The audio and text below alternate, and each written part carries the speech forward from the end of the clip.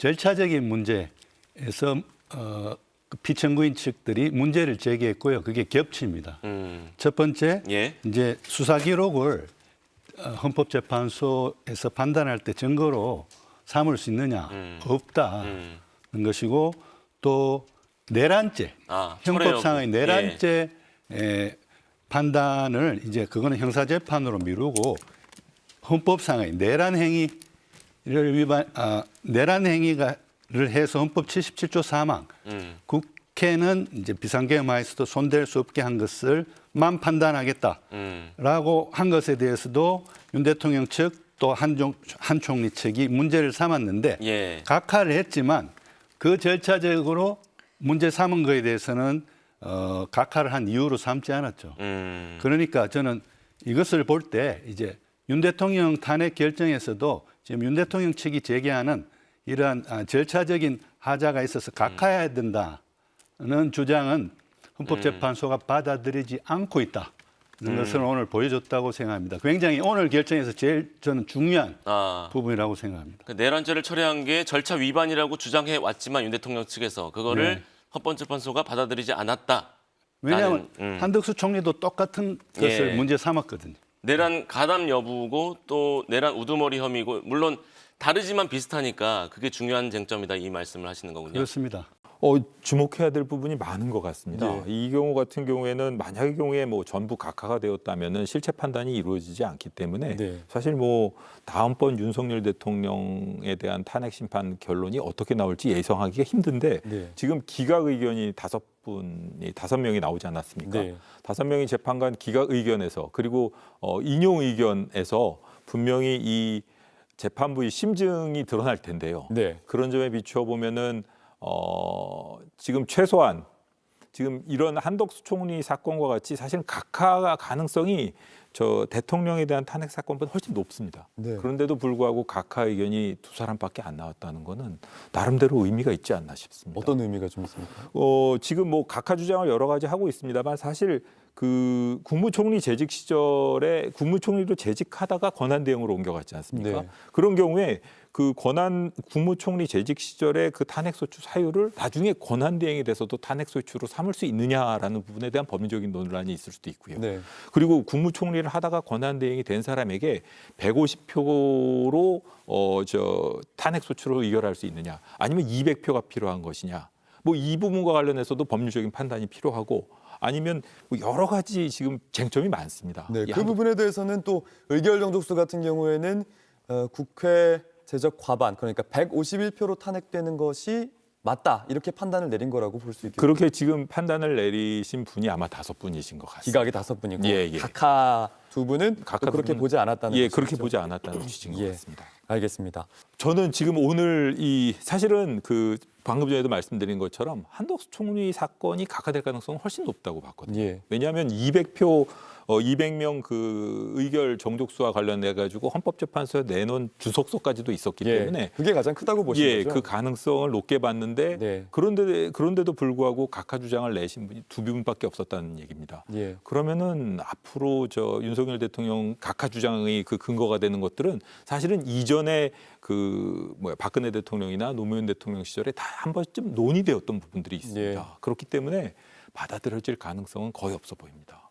기각 5인의 의견으로 저희가 좀 가늠해 볼 수 있는 이 헌법재판관들의 의견 이런 건 어떤 게 좀 있을까요? 제 생각으로는 기본적으로 탄핵 인용에 있어서 6표는 확보됐다고 보는 것이 맞을 것 같습니다. 왜 그렇게 생각하십니까? 지금 현재 5분 의견, 기각 의견을 내셨지만 그 행간에서 만장일치로 느껴지는 이 사태의 중대성을 바라보는 시각, 그리고 또 한 분 인용 의견을 내셨지 않습니까? 이런 분들이 의견을 바꿔서 이 사태를 그냥 우리나라가 야당과의 합치가 이루어지지 않는다는 이유로 계엄 선포를 하고 국민의 권리와 의무를 제약하고 국회의 권능을 제약하는 그런 사태를 방관하지는 않겠다는 의지가 간접적으로 드러난 거 아닌가 싶습니다.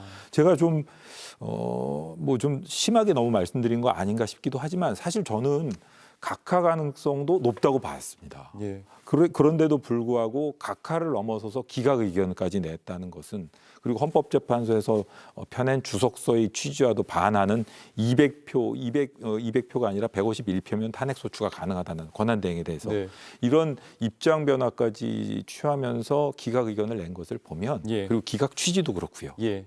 그런 것을 보면 최소한 5분은 이 사태를 중대하게 보고 있는 것으로 보여지고, 한 분은 인용 의견까지 밝혔기 때문에 6표 정도는 충분히 확보되지 않았을까, 이런 생각을 해봅니다. 오히려 이제 한덕수 총리의 결과에는 기각을 했더라도 네네. 이것이 대통령 탄핵 심판에는 오히려 인용 의견에 가까운 것으로 보일 수도 있다, 이런 말씀이시죠? 그렇습니다. 정말 조심스럽고 뭐 함부로 이런 말씀을 드려서는 안 되겠지만, 저는 오늘 특히 주류 다수의 의견의 판결 결정 이후에서도 상당히 좀 이 사태를 심각하고 중요하게 보고 있구나라는 그런 느낌을 받았습니다. 결국 그 한덕수 국무총리에 대해서는 정치 판단이 내려졌다, 이렇게 보겠습니다.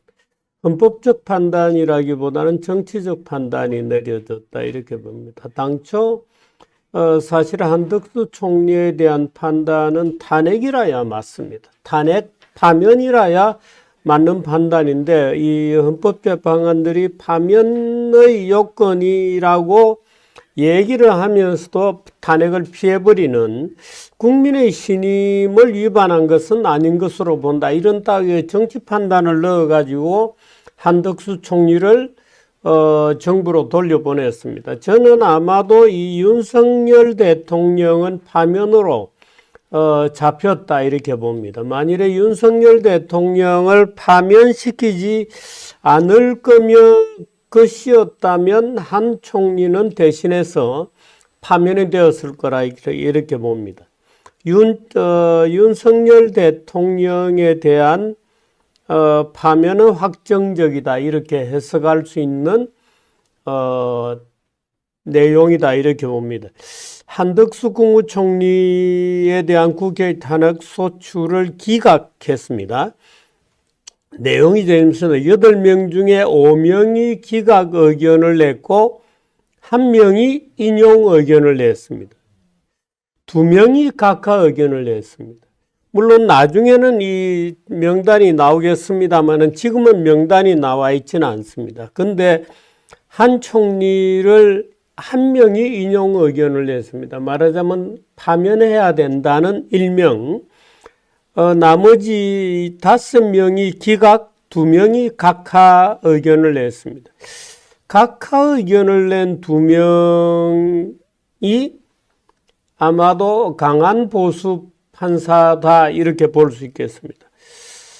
아마도 정영식, 조한창 이 정도가 아니겠는가 저는 봅니다만은, 5명이 기각 의견을 낸 거는 좀 정치적 판단이었고, 1명이 파면해야 한다고 생각을 했습니다만은, 이 1명이 보수파인지 소위 진보파인지 지금 판단하기에는 조금 이런, 오히려 상당히 정치적 의미가 있을 수도 있는 그런 겁니다. 그런데 기각 의견을 낸 5명 중에 4명은 한 총리가 국회에서 선출된 조한창, 정계선, 마은혁 재판관 후보자의 임명을 보류한 것이 헌법과 법률의 위반이라고 판단을 했습니다. 그 4명은 헌법과 법률을 위반을 했는데 국민의 신임을 배반한 경우에 해당한다고 단정할 수 없어서 파면을 정당화하는 사유가 존재한다고 볼 수 없다. 이런 말장난을 하면서 빠져나갔습니다. 이거는 말장난입니다. 국민의 신임을 배반한 경우 헌법을 위반한 사람을 국민의 신임은 배반하지 않았다라고 판단하는 것은 불가능이죠. 국무총리도 헌법과 법률에 따라서 일을 하고 헌법과 법률을 유지하는 것이 국민의 신임의 기초인데, 국민의 신임을 배반하지는 않았지만 헌법과 법률에 위반했다. 그러나 국민의 신임은 배반하지 않았다. 이런 말을 하면서 빠져나간 거죠. 그러니까 한덕수 총리는 정부로 돌려보내기로 처음부터 결심을 하고 더군다나 이 한 총리가 여러 번의 그 헌법재판소 출석에서 이 3명에 대해서는 합의가 되지 않았으므로 나는 인정할 수 없다. 말하자면 3명에 대해서는 여야 간에 합의가 된 것으로 볼 수 없기 때문에 나는 이 3명에 대해서 말하자면 임명을 할 수 없었노라 이렇게 얘기했는데 이 3명 그 나머지 4명의 의견은 이런 겁니다. 합의가 있었는지 없었는지에 대한 증거 자료를 확인할 수 없었다. 말하자면 야당의 해석이 다르고 여당의 해석이 좀 달라서 합의가 있었는지 없었는지에 대한 증거는 그 헌법재판소에서 확인할 수 없었다. 뭐 확인이 불가능했다 하는 게 이제 몇 명이 있고, 그다음 4명은 이 말하자면 이게 헌법과 법률을 위반한 것은 분명한데 합의가 있었다고 보는데 다만 이 국민의 신임을 뭐 위반했다고는 볼 수 없는 것 아니겠느냐, 뭐 이런 이유를 시답지 않은 이유를 들어서 한 총리를 말하자면 파면에서 면제해서 탄핵을 기각해서 정부로 돌려보냈습니다. 한 총리는 오늘 바로 업무에 복귀하게 됩니다. 즉시 직무에 복귀해서 대통령 권한대행직을 수행하게 됩니다. 헌법재판관 8명 중에 5명이 기각, 1명이 인용, 2명이 각하 의견을 냈습니다. 이 2명은 보수파 이미 분명한 것 같지만 1명의 인용 의견이 과연 보수파인지 아니면 진보파인지, 다시 말해서 윤석열의 경우에 파면 결정을 내릴 사람인지 아니면 기각 결정을 내릴 사람인지는 분명하지는 않습니다. 인용의 목적 자체가 서로 다른 계산을 하고 있을 가능성이 있기 때문에. 그런데 한덕수 재판은 결국 정치적 고려로 갔다고 저는 봅니다. 결국 정치적 고려로 갔다. 한덕수는 어느 모로 보더라도 말하자면 3명을 임명해야 되는 절차적 의무가 있죠. 그런데 이 절차적 의무를 이행하지 않았기 때문에 헌법과 법률의 중대성을 위반한, 말하자면 헌법재판소를 구성해야 하는 소위 헌법재판소법의 헌법재판소 구성권을 부정하고 비협조했기 때문에 중대한 헌법 위반 사항이 이미 분명합니다. 그런데 어떻든 증거가 부족하다. 말하자면 국회 합의가 있었는지 여부가 이 3명에 대해서 여야 간에 합의가 있었는지 여부에 대한 증거가 부족하다. 또는 헌법은 위반한 것은 맞는 것 같은데 국민에 대한 신임을 위반했다고는 볼 수 없다고 하는 말장난을 하면서 일단 한덕수를 돌려보냈습니다. 기각이 됐습니다. 의결 정족수에 대해서는 국무총리 의결 정족수가 맞다 이렇게 판단했습니다. 그러니까 한덕수 대통령 권한대행 국무총리 한덕수의 이 국무총리가 그 직위라는 겁니다. 대통령 권한대행은 일시 기능은 맡았지만 그 말하자면 법적 책임을 지는 직위는 아니라고 보는 거죠. 직위는 국무총리라고 보는 겁니다. 헌법재판소가. 그러니까 권한대행이지만 3분의 2 대통령 직위에 필요한 말하자면 정족수는 아니다. 국무총리에 필요한 대통령에 필요한 정족수는 3분의 2지만 대통령 권한대행 국무총리 한덕수이므로 직위에 해당하는 정족수는 말하자면 과반수다. 이렇다고 판결을 냈습니다. 그거는 저는 정확하게 판단을 했다고 봅니다. 그건 저는 옳게 판단을 했다고 봅니다. 그러나 한덕수를 돌려보내는 판단 자체는 정치적 판단이다. 이 정치적 판단은 무엇을 위한 판단이냐? 윤석열 탄핵을 위한 판단이라고 저는 봅니다. 만일에 내일 모레 윤석열도 탄핵하고 탄핵할 계획인데 지금 헌법재판소는 내부적으로는 다 알죠. 누가 어떤 의견을 갖고 있고 몇 대 몇이라는 걸 또는 8대 0이라는 것을 헌법재판소 내부적으로는 다 압니다. 그런데 윤석열이 내일 모레 탄핵될 것이 예정되어 있는데 한덕수까지 탄핵해버리면 최상목만 남게 되죠. 최상목도 지금 탄핵 명단에 올라 있습니다. 그럼 최상목도 날아가 버리면 이번에 이제 이주호 교육부 장관으로 내려갑니다. 이럴 수는 없지 않나 라고 아마도 헌법재판사들이 정부 구성이라고 하는 어떤 법적 안정성의 가치를 한덕수에 대한 파면을 함으로써 법적 정의를 실현하느냐는 것보다 정부 자체의 구성권이라고 하는 정부의 안정성이라는 것을 더 중요하게 봤다. 저는 그렇게 봅니다. 그러니까 한덕수 자체만 별도로 놓고 보면 당연히 탄핵인데 윤석열 탄핵을 전제로 하고 있기 때문에 한덕수는 살려놓은 거다. 말하자면 최상목까지 날리고 한덕수 말하자면 대통령 권한 대행을 이주호까지 내려가서 이주호로 하여금 대선까지의 전국을 관리하게 한다. 아무래도 약하다고 본 거죠. 아무래도 그렇게 정부를 구성할 수는 없다고 본 겁니다. 그러니까 한덕수라도 돌려보내서 말하자면 대선까지의 기간을 관리하게 하는 거다. 그래서 윤석열 탄핵이 확정된 것으로 본다. 이렇게 해석을 하는 게 맞다고 저는 봅니다. 그러니까 한덕수 자체는 탄핵되어야 마땅한데 한덕수를 굳이 이 국민의 말하자면 신임을 배반한 경우에 해당한다고 단정할 수 없기 때문에 파면을 정당화하는 사유가 존재한다고 볼 수 없다. 원래 법문은 대개 이렇게 부정어법이죠.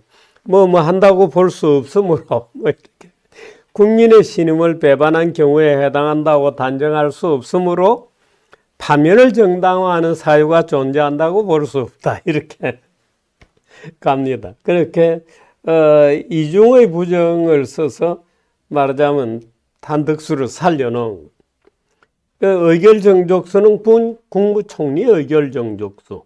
그러니까 과반수가 맞는 거다. 그러니까 유효한 탄핵이 이루어진 거다. 탄핵소추가 이루어진 거다. 유효한 탄핵소추가 이루어지고 탄핵 사유에 해당하는데 국민의 신임이라는 이름으로 정부 구성을 해야 되므로 정부를 대선까지 안정적으로 끌고 가기 위해서는 한덕수가 괴롭지만 일단 복귀해서 앞으로 2달 이상을 정부를 끌고 가야 되겠다. 그 책임을 다해달라 하는 판결이었다고 봅니다. 결국에는 정치적 의미의 판결이었고 또 이 윤석열 대통령의 탄핵을 예고한 판결이었다. 저는 그렇게 봅니다. 이 한덕수 총리에 대한 이번 주가 완전 소위 리갈 위크죠. 대한민국을 결정하는 중요한 판결이 이제 한덕수, 그 다음에 26일 날은 이제 이재명 대표에 대한 재판, 그 다음에 윤석열에 대한 재판 이렇게 선고 이렇게 됩니다. 한덕수, 이재명, 윤석열에 대한 선고 날짜는 아직도 공개가 되지 않고 있습니다. 그렇게 되면 26일 수요일 지나서 28일이 될 가능성도 있습니다. 그 목요일이 되는 거죠. 목요일 날 판결하고 이제 이렇게 넘어간다. 저는 한덕수를 정부로 다시 살려서 정부로 되돌려 보낸 것이 윤석열의 파면을 의미하는 거다. 그걸 준비하는 거다. 이렇게 보겠습니다만은 아마 이번 주를 지나면 전국이 그야말로 그동안에 꼬였던 문제들이 해결이 되고 뭔가 전국이 풀려나가는 어떤 그 시작이 되지 않겠는가 그렇게 기대를 해봅니다. 그 이재명 대표 문제하고 윤석열 대통령 문제는 나중에 따로 얘기를 좀 드리도록 하겠습니다. 일단 오늘 제가 오늘 10시에 있었던 헌법재판소의 한덕수 총리에 대한 탄핵소추 기각 5명이 결국 기각 의견을 냈다. 5명이 기각 의견을 냈는데 이 5명이 말하자면 이 5명 또 각하 의견을 낸 2명, 인용 의견을 낸 1명, 이 각각 어떤 사상적 배경 또는 정치 진영상 어떤 배경을 가진 사람일 거라는 것은 지금으로서는 분석이 어렵습니다. 그거는 판결문을 자세히 읽어봐야 이제 알겠습니다만은 지금 이 기각이냐 각하 2명, 기각 5명, 인용 1명이거든요. 그것만 보고 판단하기에는 아마 이 헌법재판관 각자가 생각하는 정치적 고려 또는 윤석열 이 파면에 이르는 일련의 과정에서의 어떤 판단 이런 것들이 뒤엉켜 있기 때문에 누가 누구를 어떻게 판단했다 이렇게 보기는 어려울 것 같습니다.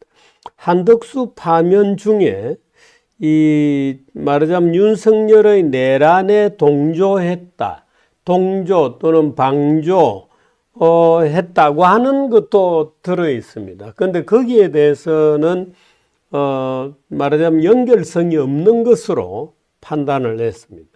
그러니까 내란에 동조, 방조한 것 같지 않다는 겁니다. 그러니까 그거는 뭐 여러 차례 한덕수 본인도 밝혔습니다마는 본인은 정면에서 말하자면 그 계엄에 반대했고 또는 그 계엄에 반대하는 의견을 여러 차례에 걸쳐서 표명했다 이렇게 되어 있습니다. 그래서 내란에 동조했다는 것은 일단 말하자면 의미 없는 진술인 것으로 처리가 되었습니다. 그래서 이 한덕수의 판결문을 보고 윤석열에 대한 파면을 예상할 거냐 하는 것에 있어서 그 부분에 있어서는 뭐 해명할 만한 따로 내용이 없다 이렇게 보겠습니다. 그러니까 사실 그대로 인정해 버렸기 때문에 방조한 적이 없다고 인정해 버렸기 때문에 그것으로서 윤 대통령의 계엄에 대한 무슨 뭐 헌법재판관들의 생각 이거를 읽을 수 있다 이런 상황은 아닌 것으로 보는 게 맞을 것 같습니다. 저는 전체적으로 기각 5명, 각하 2명, 인용 1명입니다만 이 전체적인 구성과 이 한덕수를 정부로 돌려보낸 것은 윤 파면을 준비하는 것이다. 이렇게 읽고 있다는 것을 여러분에게 말씀드렸습니다. 눈길을 끄는 건 윤석열 대통령의 파면에 어떤 영향을 미칠 것인가인데 어떻게 보면 다행히도 각하가 나오진 않아서 실체 판단에까지는 이어졌는데요. 네. 보면 재판장들의 공통 의견은 이 한덕수라는 정권의 2인자가 내란에 정말 막 관여를 직접적으로 했다거나 공모했다고 볼 여지는 좀 적다라고 본 것 같아요. 그러니까 이 부분이 국민의힘 일각에서 이야기하는 것처럼 윤석열 대통령의 어떤 파면이 안 되는 하나의 근거로 작용하는 건 아닌 것 같고 네. 국민의힘에서 계속해서 이야기했던 부분이 각하될 거다라는 부분이 있었어요. 그것은 그 당시에 탄핵 당시에 한덕수는 총리 직분도 있지만 대통령의 대행 직분이 있어서 대통령의 탄핵 소추에 필요한 이 3분의 2 요건을 맞춰야 된다. 그런데 우원식 국회의장이 법률적인 근거 없이 151 이거는 일반 탄핵 요건이거든요. 그 부분에 대해서는 이 대통령의 탄핵 요건을 맞추지 않았기 때문에 각하될 것이다. 탄핵 자체가 정당하지 않다라는 결론이 나올 것이다라는 주장이 있었습니다만 그 부분에 대해서는 2명의 헌법재판관 조한창, 정형식 2명은 거기에 입장을 같이 해서 각하 의견을 냈지만 나머지 6명의 재판관들은 그렇지 않다. 국무총리였기 때문에 일반 탄핵 요건인 이 151석으로 국회에서도 의결을 하는 것이 타당하다. 이렇게 결정이 나온 것 같습니다. 네. 자, 신 변호사님은 어떻게 분석하십니까? 예, 우선은 한 가지 특기할 만한 점은 헌법재판관들이 그동안의 그 이진숙 탄핵 심판만 빼고는 나머지 권한쟁의와 탄핵소추 사건에 대해서는 전원일치 의견을 냈고 맞습니다. 그러면서 동시에 뭐 보충 의견, 별개 의견 정도로 이렇게 의견 정리를 해왔었는데 이번에는 아예 의견이 다 산산이 좀 갈린 이제 네. 이런 결정이 매우 좀 유의미하다라는 생각이 듭니다. 그런 차원에서 지금 뭐 기각 의견이 4명, 그러니까 4+1이죠. 이제 김복형 재판관은 조금 더 많은 사유들을 기각으로 봐서 이제 5명이 된 것이고 결국에는 이제 인용 의견은 정계선 재판관 1분 있는 것이고 각하 의견은 이제 조한창, 정영식 이 둘의 의견으로 이렇게 좁혀지는 건데 장윤미 변호사님 말씀해 주신 대로 이제 헌법재판소가 대행에 대해서는 이제 직에 대한 탄핵, 그러니까 한덕수 총리라는 그 직분에 대한 탄핵으로 유효하다라는 의견을 낸 것으로 봐도 무방할 것 같고요. 다만 아쉬운 점은 이제 한덕수 총리에 대해 가지고 어떤 정도의 그런 정치적인 이런 뭐 파면이라든지 이런 징계에 대한 책임을 묻지 못하게 되는 부분, 그러니까 네. 이 부분은 상당히 좀 뼈 아프긴 하고 다만 이제 가장 중요한 의견 수렴은 이제 이 결정이 아마 윤석열 탄핵 심판의 선고의 기일에 영향을 줄 것이냐 내지는 또 그 결정에 있어서도 내용에 있어서 어떤 영향력을 줄 것이냐 요게 핵심인데 안타깝게도 기각 결정에도 그냥 한덕수 총리에 대해서 상당히 좀 간이하게 뭐 증거가 충분치 않다 요 정도로만 지금 판단을 해놨기 때문에 사실상 윤석열 탄핵에 대해서는 네. 어떤 영향성은 조금 지금 판단하기는 좀 이르다 그런 네. 생각이 좀 들었습니다. 자, 보면 그 기각 의견을 낸 5명 가운데 4명은 한덕수 총리가 국회에서 선출된 조한창, 정계선, 마은혁 재판관 후보자의 임명을 보류한 것이 헌법과 법률 위반이다. 이렇게 판단을 했다는 것이고요. 그렇지만 국민의 신임을 배반한 경우에 해당한다고 단정할 수 없어서 파면을 정당화하는 사유가 존재한다고 볼 수는 없다. 이거 어떻게 해석을 해야 됩니까? 그러니까 예. 이 기각 의견을 낸 재판관 중에 김복형인가요? 그 분만 빼고서는 나머지는 이게 위헌 위법하다. 왜냐하면 헌법재판관을 임명하는 부분과 관련해서 3명을 임명하지 않겠다라고 그랬어요. 네. 그거는 헌법에 따르면 헌법재판관 구인은 3명은 대법원장 목, 3명은 대통령의 목, 3명은 국회의 몫인데 예. 국회 목 3명이었거든요. 그러면 대통령의 임명이 필요합니다만 그건 형식적으로만 필요한 거예요. 국회 추천 목 3명에 대해선. 그런데 그걸 임명하지 않겠다? 그리고 이건 형식적인 임명권만 행사하는 것이라고 다 해석이 되고 거기에 대해서는 이론의 여지가 없는데 네. 별다른 법률적이나 합당한 근거 없이 임명하지 않겠다고 한 거예요. 그거는 여기서는 판단에 들어가지 않았습니다만 윤석열 대통령의 탄핵을 그냥 무력화시키겠다는 의도가 없다고 볼 수는 없거든요. 네. 왜냐하면 5명인 상태에서 3명이 임명되지 않으면 6명의 가결 요건을 인용 요건을 맞출 수조차 없게 되니까요. 네. 그렇다 보니까 이거는 위헌 위법하다. 다만 여기서 국민의 신임을 배신하지 않은 배반하지 않았다고까지는 이야기하지 않고 배반했다고 보기는 단정하기 어렵다 취지는 네. 이를테면 이런 고위공직자를 탄핵했을 때 위헌 위법이 있는지의 한 가지 허들 네. 또 하나는 이게 중대한지의 한 가지 허들과 관련해서 중대성 요건은 넘지 못했다고 본 게 맞는 것 같습니다. 근데 그 헌법재판소가 최상목 대행에 대해서는 그 이제 국회의 권한을 침해했다. 왜냐하면 마은혁 재판관 합명하지 않은 것이 국회 권한을 침해했다라고 본 거잖아요.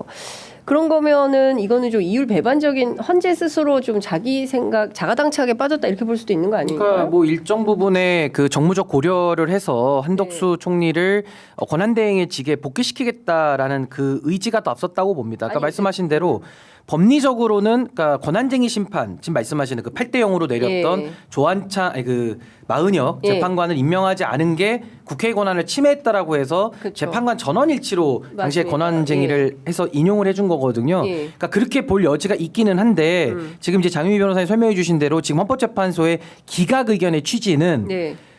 위반은 맞으나 직을 빼앗을 정도의 중대한 위법은 아니라는 취지인 겁니다. 그러니까 소위 말해서 물이 끓을 때 100도씨를 넘어가야 끓잖아요. 네. 그러니까 100도씨까지는 오지 못했다라는 거기 때문에 이게 이제 최상목하고는 또 평면이 다른 겁니다. 그러니까 쉽게 말해서 같은 미임명이라고 하더라도 예. 한덕수 총리가 미임명했을 때는 위반이지만 직을 빼앗을 만큼은 아니었다. 그럼 요게 이제 최상목 대행으로 가서 만약에 탄핵이 들어간다고 하면은 네. 훨씬 중차대한 거거든요. 그러니까 헌법재판소의 결정이 나왔음에도 또 임명을 안 한 네. 이런 여러 가지 위법의 정도가 매우 중하기 때문에 네. 아마 요 지금 헌법재판소의 태도를 놓고 우리가 본다면은 예. 아마 최상목 대행은 법률적으로는 탄핵이 거의 뭐 확실하다라는 식의 결론에는 이를 수 있을 것 같습니다. 그러니까 이걸 보면 최상목에 대해서는 탄핵을 하는데 누구야 한덕수 총리는 그렇게 중대하지 않다라고 봤기 때문에 직무에 복귀시켜서. 근데 저는 좀 이해는 안 갑니다. 법률적으로 판단을 해야지 정무적 판단으로 헌재 결정을 한다? 이게 논리적 정합성이 없다라고 저도 예. 당장 이렇게 생각이 들 수 있잖아요. 왜냐하면 아니 마은혁을 임명하지 않은 걸 당신들이 이거 위헌 위법하다고 해서 8대 0으로 권한쟁의 심판에서 우원식 국회의장 손을 들어줬잖아. 맞아요. 그럼 위헌 위법하면 한덕수가 3명이나 안 하겠다고 했는데 예. 이거 위헌 위법하니까 탄핵까지 이르러야 되는 거 아니야? 그렇죠. 나는 이 예. 말씀이 논법이 맞는 거죠. 이해가 예. 되는데 예.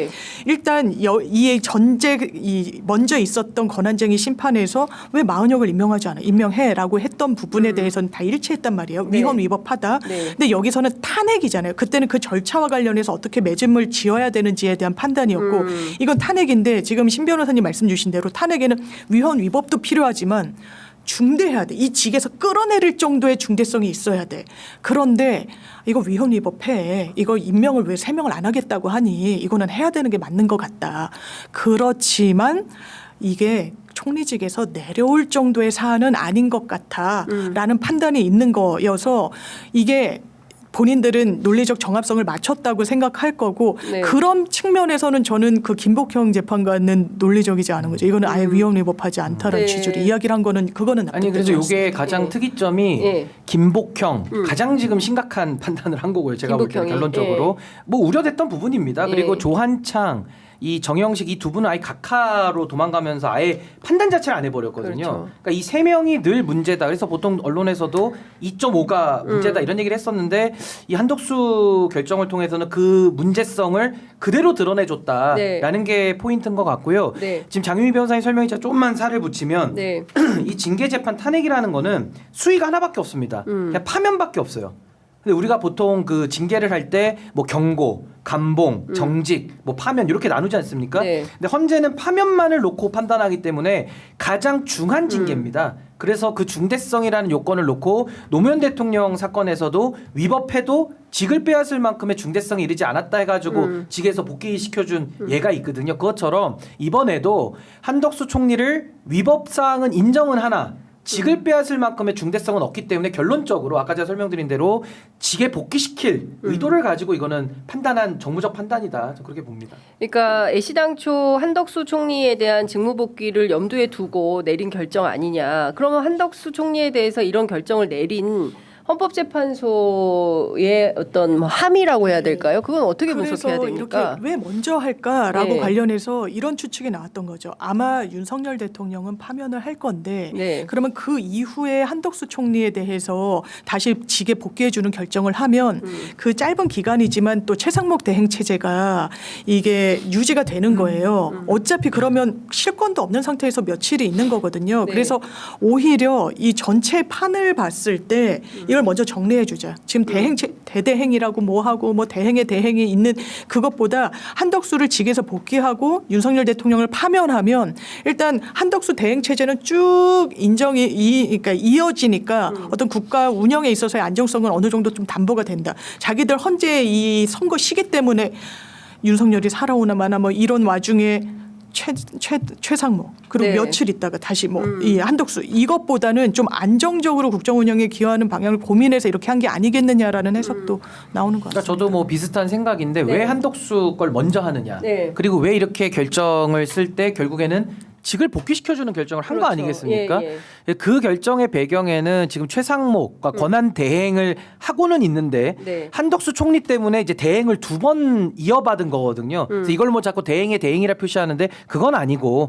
대통령 권한 대행, 기획재정부총리 최상목 네. 이렇게 예. 돼 있는 거거든요. 그렇죠. 그래서 이 지금 총리 대행도 하고 있고 대통령 권한 대행도 하고 있는 대행을 2개를 동시에 겸하고 있는 이 상황. 예. 여기서 만약에 최상목 대행이 잘하고 있었다라고 한다면은 아마 한덕수 안 돌려보냈을 수도 있을 거예요. 근데 워낙 지금 엉망이고 최상목 대행. 그렇죠. 최상목 대행에 대해서는 탄핵까지 지금 이를 지경. 아까 예. 제가 말씀드린 대로 최상목 대행 탄핵 소추 의결하잖아요. 예. 이건 거의 100% 파면 나옵니다. 그러니까 다들 그렇게 중하기 얘기를 때문에. 하더라고요. 그래서 헌재가 그 상황까지 가지 않기 위해서 오히려 한덕수 총리를 복귀시키면서 네. 이 불안정한 대행의 상태를 좀 정리하는 이런 과정으로서 뭐 대선까지 앞으로 치러야 되니까 네. 그걸 먼저 좀 정지 작업을 했다라고 저는 보고요. 예. 아마 저는 탄핵을 윤석열 파면에 있어서 저는 8대0을 일단 예상을 합니다만은 오늘 결정을 통해서 제가 느끼는 바는 약간 김복형 재판관 경우는 조금 달리 판단할 가능성은 좀 있겠다. 좀 그러니까. 이런 생각도 좀 듭니다. 그러니까 지금 그 아주 반대하시네요, 이거. 예, 한덕수 총리의 탄핵 심판 결정이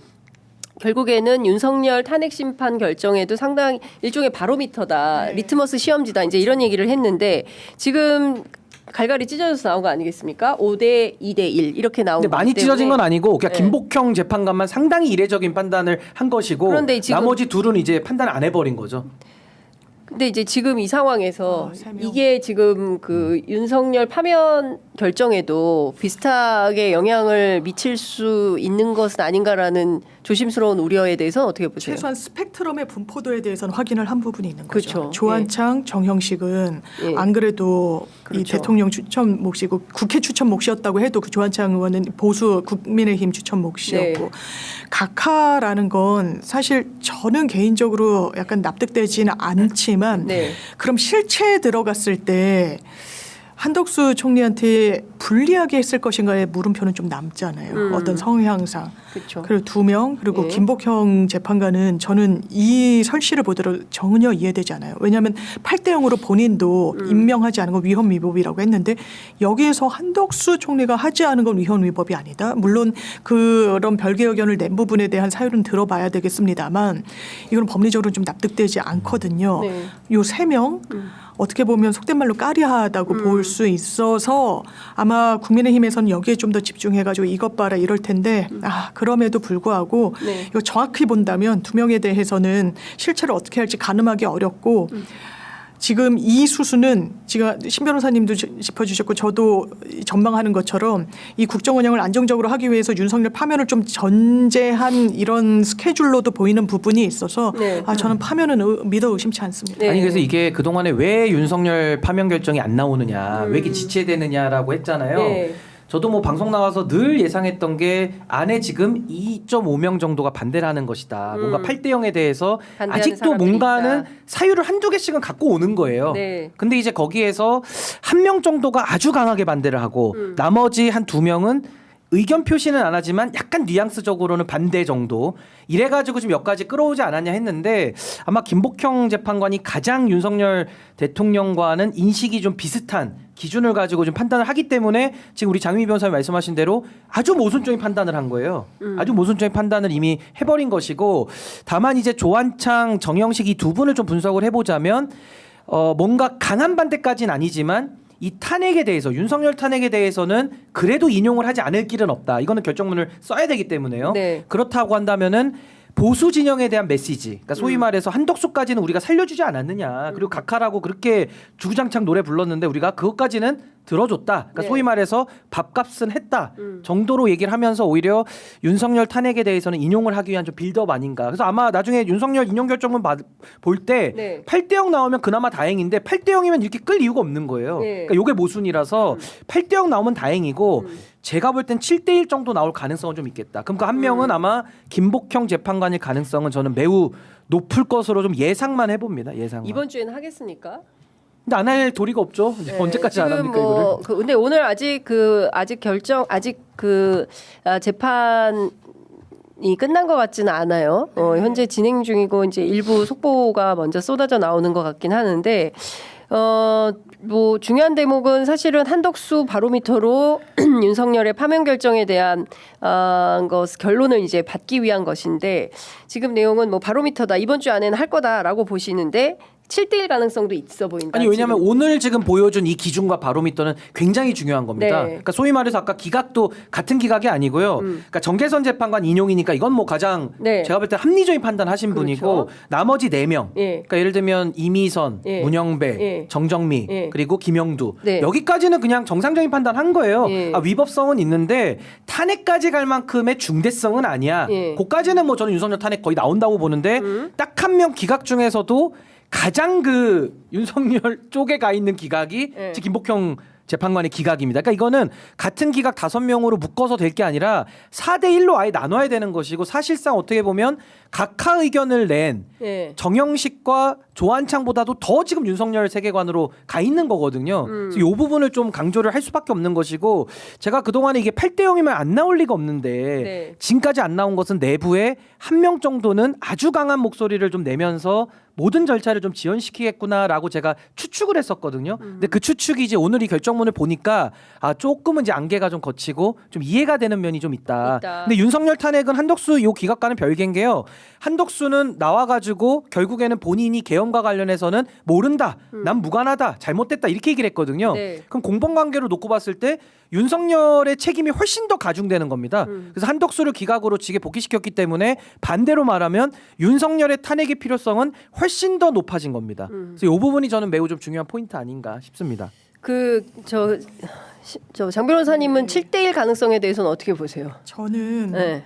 그러니까 보수 쪽에서 실제로 뭐 유튜브나 여러 방송을 통해서 김복형 재판관에 대해서 뭐랄까요 거는 기대 같은 게 상당히 있더라고요. 무슨 정보에 근거했는지 잘 모르겠습니다. 뭐 과거의 결정례를 끄집어내서 이야기하기도 하고 하는데 저는 그럼에도 불구하고 8대 0이라고 생각해요. 그럼에도 불구하고 이 부분과 관련해서는 이건 진보 보수의 문제가 아닐 거라고 생각하고 저도 신 변호사님이 주시는 문제의식이나 고민 그리고 우려에도 공감이 됩니다만 그럼에도 불구하고 법조인이라면 왜냐하면 지금 이게 오늘 판단이 바로미터가 될 거라고 하는 거는 내란과 관련해서 한덕수 총리가 어떻게 했는지를 가늠할 때 그러면 윤석열은 어떻게 보고 있지? 인 건데 지금 보면 내란과 관련했을 때는 이 내란 행위 자체는 이게 뭐 불법이다라는 게 좀 전제돼 있는 것 같아요. 결정문을 봐야 되겠지만 지금 제가 그 헌법재판소에서 배포한 보도 자료가 있는데요. 거기 제 관련된 내용을 좀 읽어드리면.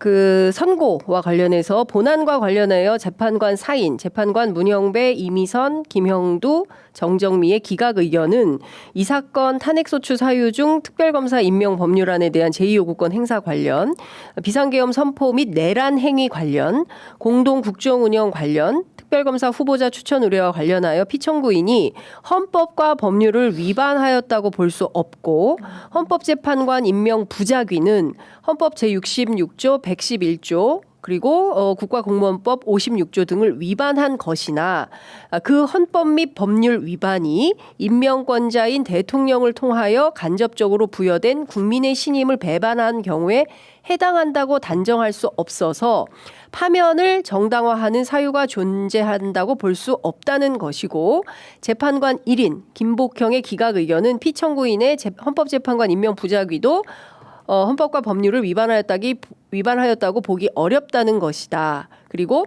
재판관 1인 정계선의 인용 의견은 이 사건 탄핵소추 사유 중 특별검사 후보자 추천 의뢰 및 헌법재판관 임명 부작위 관련하여 피청구인의 헌법과 법률 위반이 인정되고 그 위반의 정도가 피청구인의 파면을 정당화할 수 있을 정도로 중대하다는 것이다. 요게 핵심인 것 같아요. 네, 그래서 이게 중요한 것 같아요. 그러니까 주어를 네. 한덕수로 봤을 때 한덕수는 비상계엄 선포 그리고 내란 행위 관련 그렇죠. 헌법 법률 위반이 없었다. 그렇죠. 그래서 그 내용으로 들어가게 되면 예. 아니 이거 비상계엄 선포하는 요건도 무르익지 않았고 계엄을 선포할 수 있는 헌법적인 상황이 전혀 아닌데 너 절차적 정당성 부여하려고 국무회의 소집하는 등 너 윤석열 도와줬지 라는 내용이 있었는데 예. 그런 적극적 행위를 했다는 증거나 객관적 자료는 없다는 거예요. 그러니까 엄청 이거 대통령님 국무회의 해서 이 부분 이 절차적으로 깔끔하게 해야 지금 되십니다라고 하면서 계엄을 정당화해 주면서 조력한 사실은 인정되지 않는다. 그리고 비상계엄 해제 요구 결의안이 국회에서 통과됐을 때 대통령한테 국무회의 소집을 건의하지 않았다는 게 탄핵 사유로 들어갔는데 건의하지 않았다는 증거는 없다. 그러니까 이 말인 즉슨 여기에 제가 이 문구를 이게 헌법재판소에서 낸 보도자료잖아요. 네. 문구의 이 인식은 내란이라는 표현을 쓰고 이게 계엄과 관련해서 불법이 있었다는 걸 전제하면서 그 불법성에 가담한 게 한덕수는 최소한 인정되지 않았다라는 전제로 보여요. 네. 그러면 계엄은 불법이 있었다는 그 인식에 대해서는 저는 이론의 여지가 없다는 걸 없다. 예, 보여주는 것 같습니다. 아니 그래서 한덕수. 여기 그 네. 핵심이 뭐냐면 기각 그러니까 아마 국민 여러분들께서 같이 묶여서 보실 그러니까. 텐데 그게 아니고요. 나눠서 봐야 될 것 같아요. 김복형은 가장 지금 어떻게 보면 용감하게 윤석열의 이 지금 한덕수 요 콤비에 대해서 예. 가장 우호적인 결정을 지금 내린 사람이고 그렇죠. 오히려 정영식과 지금 조한창은 각하라는 걸 통해서 좀 도망가는 결정. 그래서 아예 본인들의 의견을 아예 피력을 안 해버린 겁니다. 네. 그 정도 온도 차이고 나머지 4명 그 재판관들은 장민 변호사님 말씀하신 대로 내란에 대해서 지금은 판단을 직접적으로 한 건 아니고 한덕수가 총리의 직에서 얼마만큼 가담했느냐를 내란 행위를 놓고 볼 때 그 네. 총리의 직에 대해서는 어떤 위법과 불법을 찾기는 좀 미진하다. 요 정도의 의견으로 지금은 좀 보면 될 것 같습니다. 자, 그런데 이제 여기에서 중요한 포인트 중에 하나는 그 김복형 재판관의 각하 의견 보면은 기각 의견. 기각 의견. 기각 의견은 헌법재판관 임명 부작위 그러니까 그 3명에 대해서 헌법재판관 임명하지 않은 것도 헌법과 법률을 위반했다고 보기 어렵다. 그러니까 적극적으로 해석을 한 거 아니겠습니까? 피청구인 측 입장에서 그리고 앞서 말씀 주신 정영식 조한창 이 두 사람 아예 각하 결정을 내린 건데 이 세 사람이 윤석열 탄핵 심판에서도 비슷한 의견을 유지할 가능성이나 개연성 없을 아니 저는 없다고 봐요. 왜냐하면 장유희 변호사님 말씀하신 대로 저는 뭐 8대0은 이제 조금 좀 거시기 한데 7대1은 저는 확실하다고 보는 게 그러니까 김복형은 김복형이 지금 가장 윤석열 쪽으로 측으로 결정 내린 겁니다. 내린 이거는 뭐 본인이 네. 각오하고 쓴 거니까 판단 예. 비판을 받으셔야 될 것이고 네. 지금 또 포인트는 뭐냐면 제가 정계선의 인용 의견을 또 읽어보니까 정계선 재판관도 인용을 내면서도 지금 내란 행위에 대해서는 아까 그 기각 의견 내신 분들 있죠. 네. 거기랑 의견을 똑같이 하고 있습니다. 그러니까 내란과 관련해서는 사실상 한덕수 케이스에서는 아예 판단을 그냥 거의 안 그러니까 위법하지 않다라고 판단을 하면서 오히려 아까 말씀드린 대로 윤석열에게 책임이 더 모는 쪽으로 좀 판단을 한 거거든요. 그래서 이거는 저는 탄핵에 있어서 윤석열 탄핵에는 영향이 없고 김복형 재판관만 빼면 물음표를 빼면 나머지 각하 의견까지 낸 분들까지 포함하면 전 최소한 7표 정도는 윤석열 탄핵에는 거의 컨센서스를 좀 이뤘구나. 근데 왜 발표 안 하냐? 아까 말씀드린 대로 한 명이 강하게 반대를 하고 선고 절차부터 뭐부터 먼저 해야 된다. 뭐 이재명 대표 재판 봐야 된다. 뭐 이런 식으로 자꾸 방해를 놓으면 네. 이게 사실 평의가 다 이게 이끌어지기가 쉽진 않거든요. 네. 그래서 저는 그런 좀 내부의 사정은 좀 있는 것 같다. 그게 좀 드러난 판결문이네요.